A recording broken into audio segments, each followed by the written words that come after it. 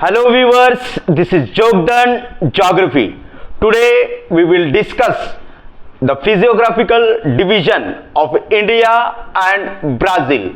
This will definitely help us to understand the physiography of Brazil and the physiography of India.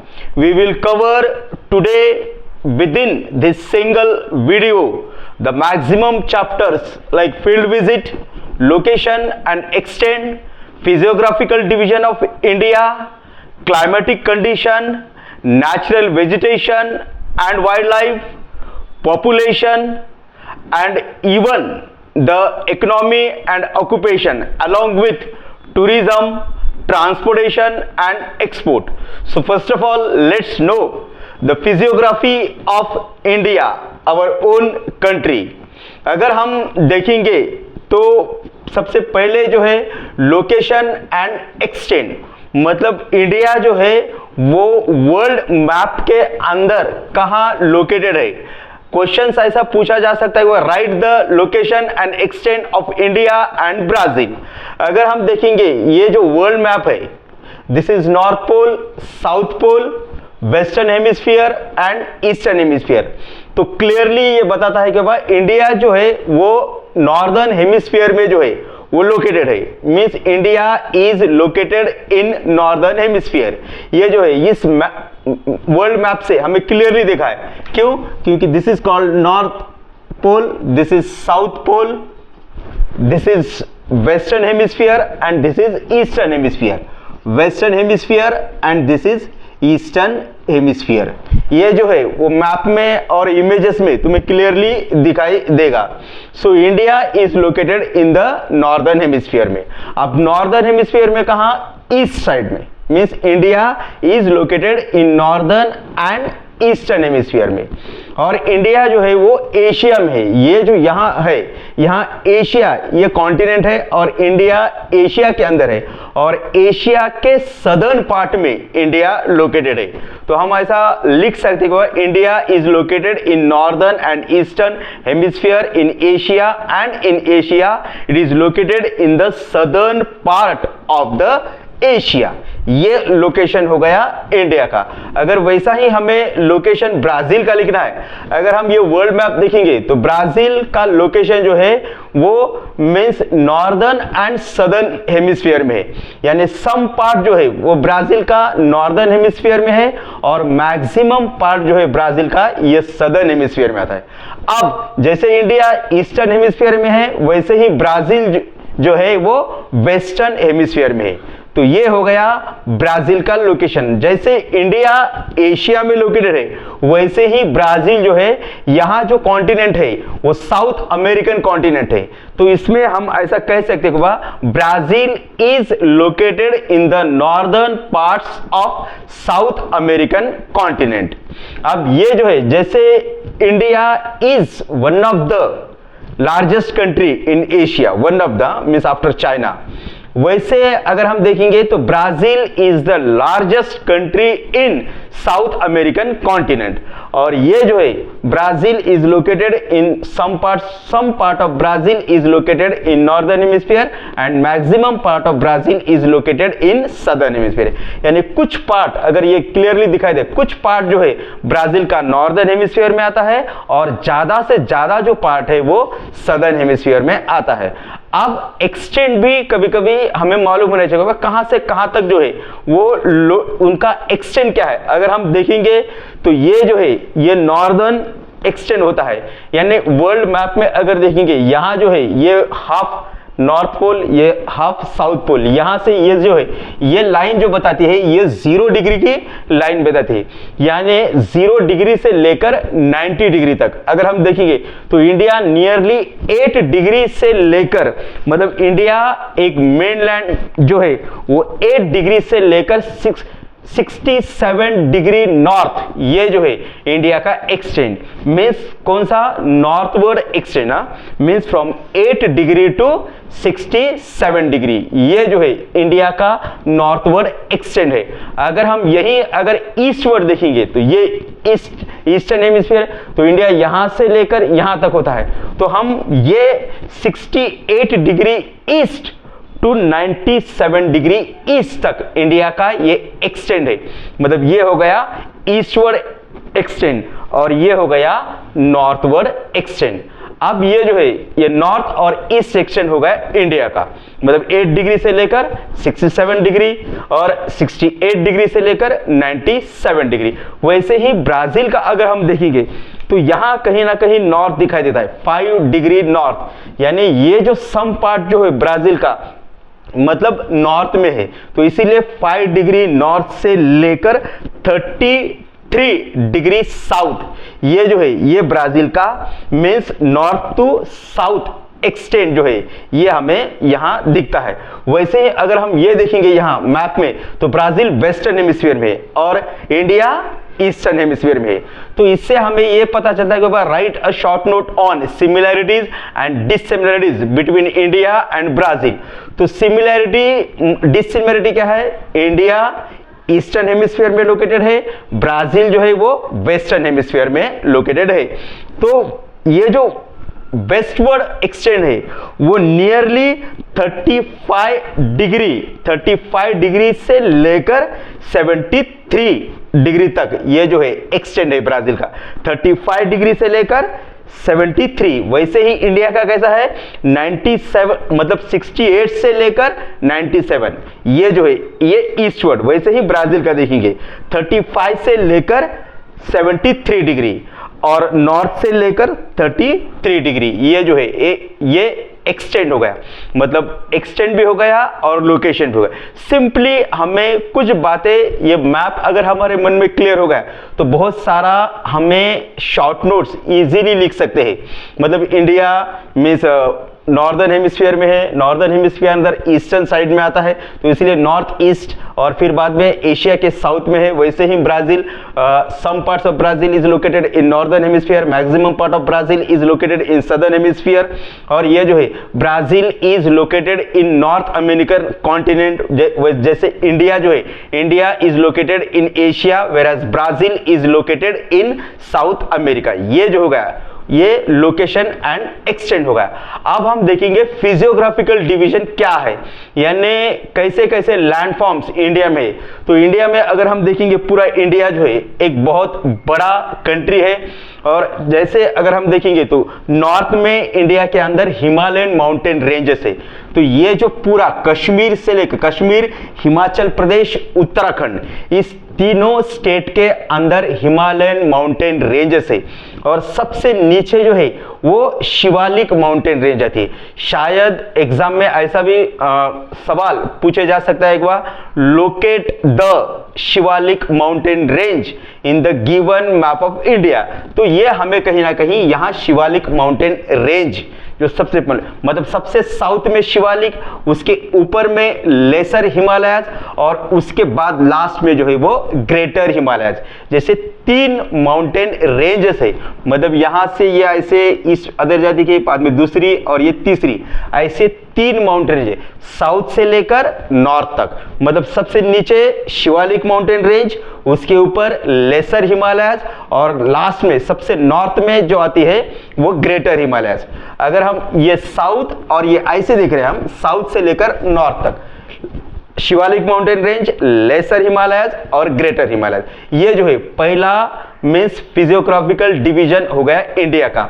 Means India के north में Himalayan mountain ranges है, और ये जो है ये माउंटेन रेंज मतलब अगर वेस्ट टू ईस्ट की ओर अगर हम देखेंगे तो ये जो है मतलब वेस्टर्न हिमालयाज, सेंट्रल हिमालयाज और ईस्टर्न हिमालयाज, ऐसे 3 ग्रुप में भी हम इसको डिवाइड करते हैं। मतलब अगर नॉर्थ साउथ में डिवाइड करेंगे पहले और फिर बाद में वेस्ट से लेकर ईस्ट तक, यानी वेस्टर्न हिमालयाज, सेंट्रल हिमालयाज और ईस्टर्न हिमालयाज। अब ये हो गया फिजियोग्राफिकल डिवीजन। अब इसके what is the importance of these Himalayan mountain ranges. अब ये जो हिमालयन माउंटेन रेंज है they play a very important role in the physiography of India. तो सबसे पहले क्या होता है, जो मॉनसून सीजन में यानी जून के मंथ में जो मॉनसून विंड्स होते हैं वो यहाँ इंडियन ओशन, यहाँ जो है वो अरेबियन सी है, और यहाँ जो है वो बे ऑफ बंगाल है। और ये जो मॉनसून विंड्स है ये उनका direction from south towards the north, ये जो है ये विंड का यानी मॉइस्चर लैडन विंड्स, उनका डायरेक्शन मीन्स साउथ से लेकर ऊपर नॉर्थ की ओर जाता है। और फिर बाद में ये जो हिमालयन माउंटेन रेंज है इस मॉइस्चर लैडन विंड्स को ये ब्लॉक करते हैं। अब फिर बाद में वही मॉइस्चर रिटर्न होते हैं, ये जो विंड्स है वो रिटर्न होते हैं, और इस तरह इंडिया के मेन लैंड के अंदर बारिश होती है, यानी मॉनसून सीजन इंडिया में आता है।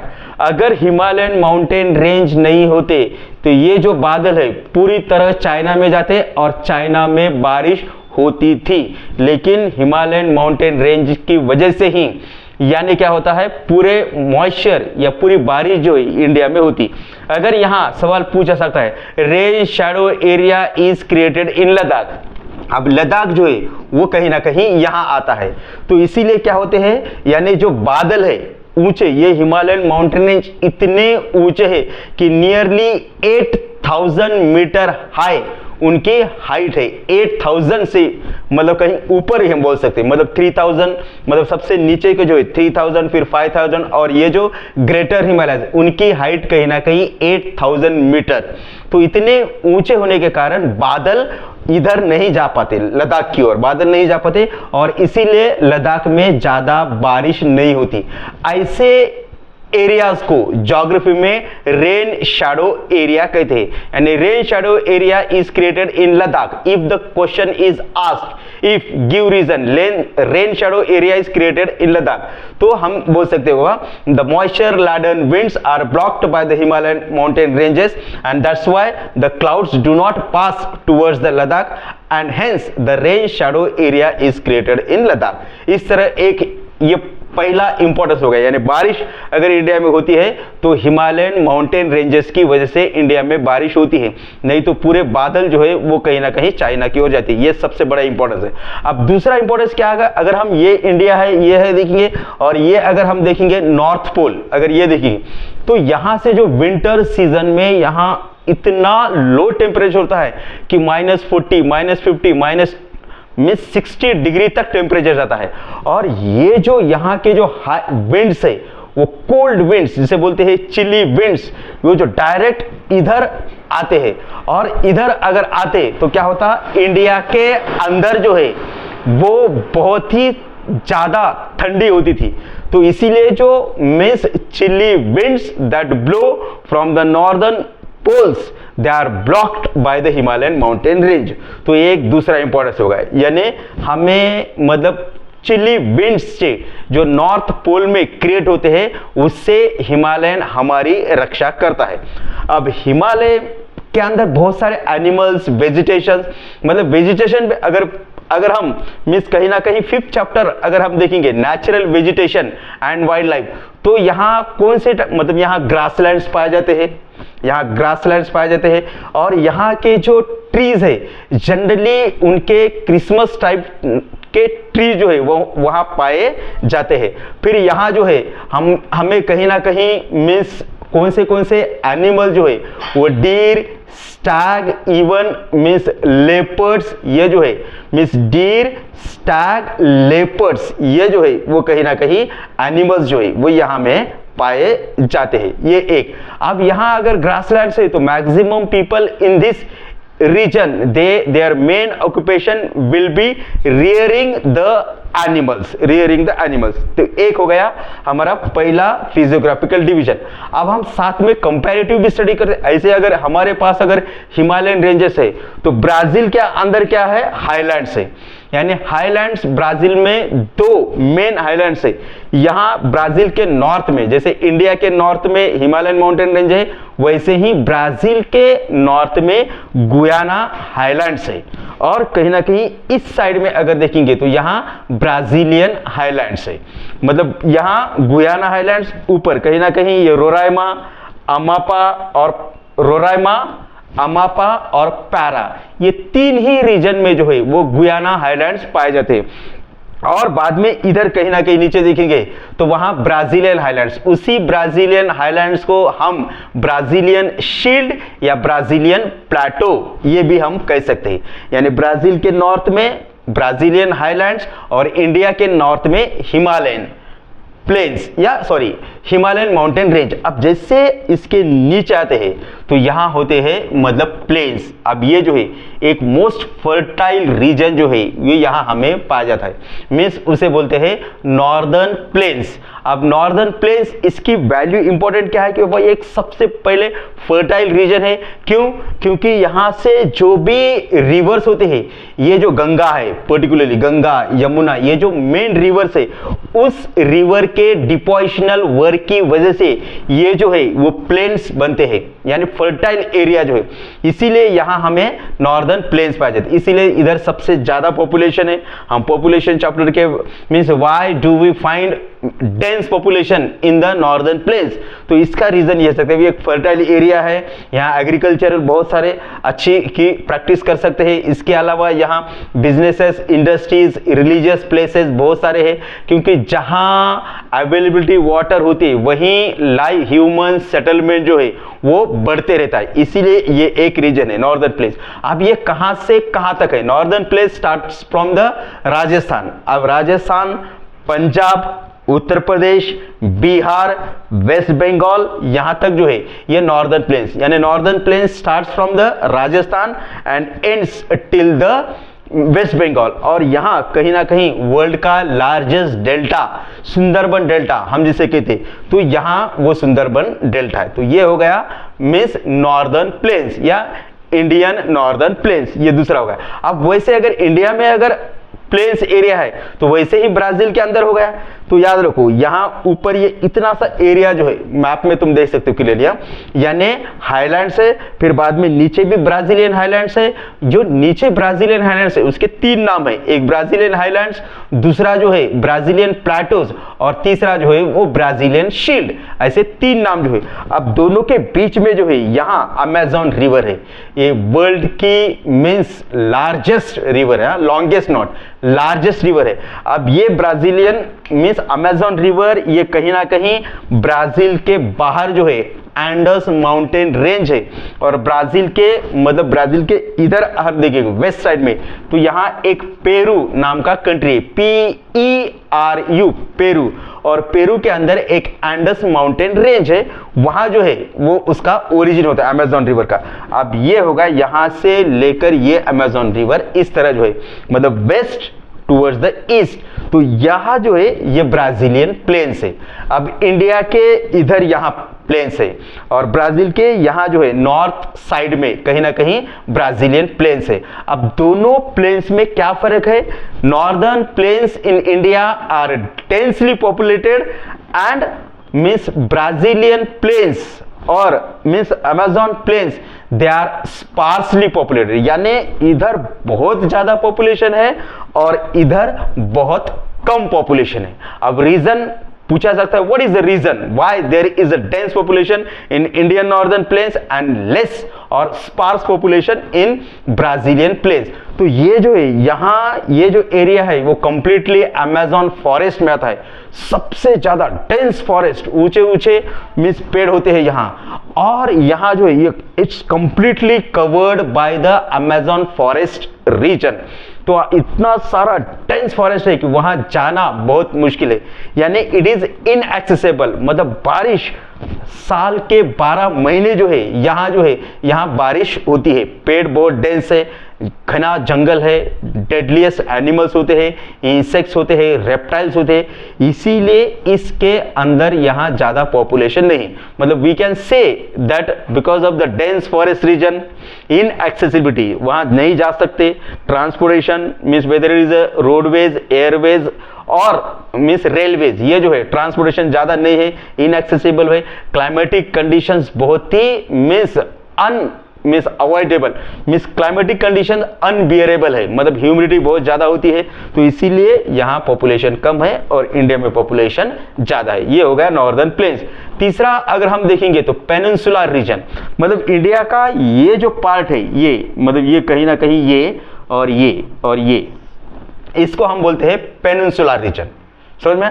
अब ब्राजील के अंदर ऐसा कोई पेनिनसुलर रीजन नहीं है। क्यों? क्योंकि पेनिनसुला यानी क्या? The land which is surrounded by water from 3 sides. यानी ये जो लैंड है इंडिया की सेंटर की और साउथ की, इधर मीन्स बे ऑफ बंगाल है, इधर अरेबियन सी है और नीचे जो है वो इंडियन ओशन है, इसीलिए उसको पेनिनसुला बोलते हैं। वैसे ब्राजील के अंदर पेनिनसुलर रीजन हमें दिखाई नहीं देता है, वैसे इसे हम प्लेटो ही बोलते हैं। और ब्राजील के अंदर यहाँ भी प्लेटो यानी सिंपली रेज्ड लैंड फॉर्म। अगर ये प्लेन लैंड है और ये थोड़ा अगर ऐसा ऊंचा है तो ये हो गया प्लेटो। मतलब यहाँ ब्राजील के अंदर यहाँ कहीं ना कहीं प्लेटो से, और ये हो गया पेनिनसुलर रीजन। ये हो गया थर्ड फिजियोग्राफिकल डिवीजन। अब फोर्थ जो है वो कोस्टल प्लेन्स, यानी इंडिया के अंदर India is gifted with the long coast line, nearly 7,500 kilometre जो है वो इंडिया के अंदर कोस्ट लाइन है।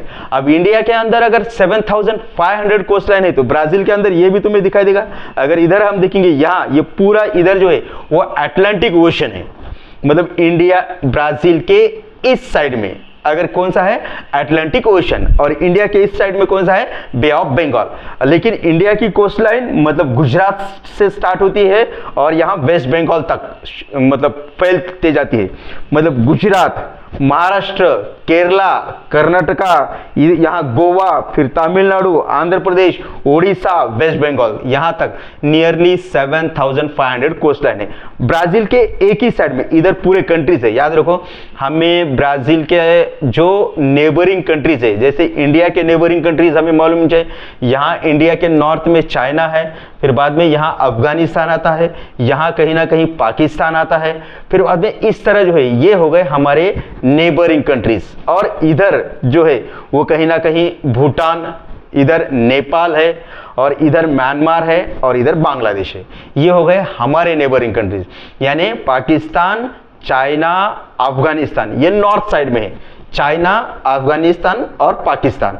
अगर हम ईस्ट साइड में देखेंगे तो म्यांमार और बांग्लादेश, और नॉर्थ साइड में अगर देखेंगे यहाँ मीन्स भूटान और नेपाल, ये हो गए हमारे। वैसे ही ब्राजील के ही हमें मालूम है। ब्राजील के नॉर्थ में अगर हम कहेंगे, पहला कंट्री जो है वो मीन्स फ्रेंच गुयाना आता है, पहला फ्रेंच गुयाना, दूसरा सुरेनाम, और तीसरा इधर वेनेजुला है। वैसे ही इधर जो है वो फिर पेरू यहाँ आता है, मिस पेरू, और इधर कोलंबिया आता है। फिर बाद में एकदम नीचे जो है वो उरुग्वे, यहाँ उरुग्वे आता है, और यहाँ जो है वो अर्जेंटीना आता है। ये हो गए ब्राजील के नेबरिंग कंट्रीज। हमें मालूम होना चाहिए बाबा, neighbouring countries means mention the neighbouring countries of Brazil, और means mention or show means which country is located in the northern western part of India। तो ये हो गया नॉर्दर्न, ये हो गया वेस्टर्न, तो हम बोल सकते हैं पाकिस्तान। तो which country is located in the northern parts of Brazil, तो वेनेजुला, ये हो गया। अब हम क्या देख रहे थे?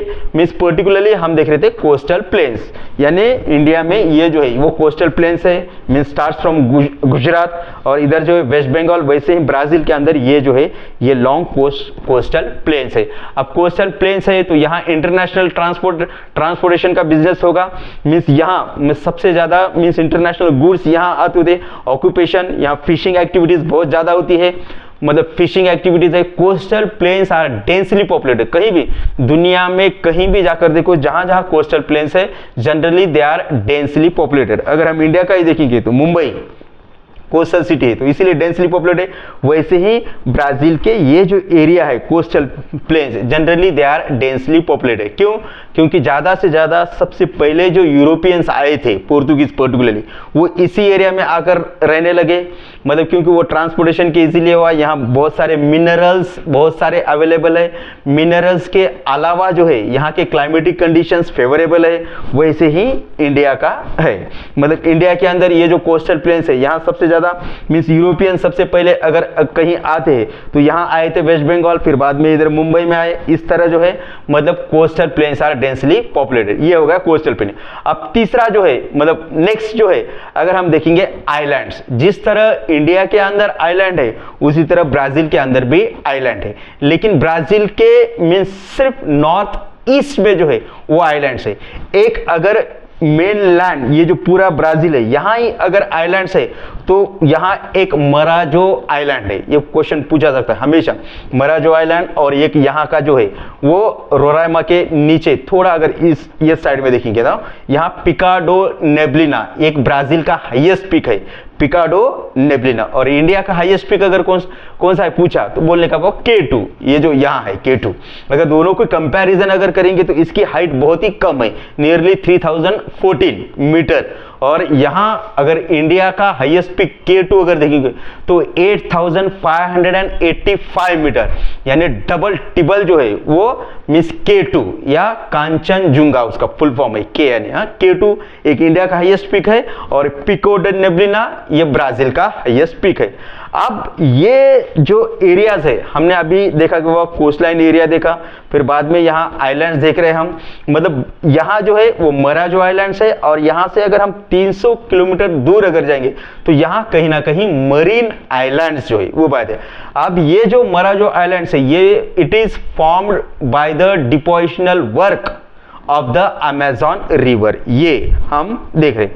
अब यहाँ अब इंडिया के अंदर भी आइलैंड्स है, इंडिया के अंदर दो टाइप के आइलैंड्स है, एक अंडमान निकोबार यानी बे ऑफ बंगाल में जो आइलैंड्स है वो हो गए अंडमान निकोबार, और अरेबियन सी के अंदर जो आइलैंड्स है उसे हम बोलते हैं लक्षद्वीप ग्रुप ऑफ आइलैंड्स।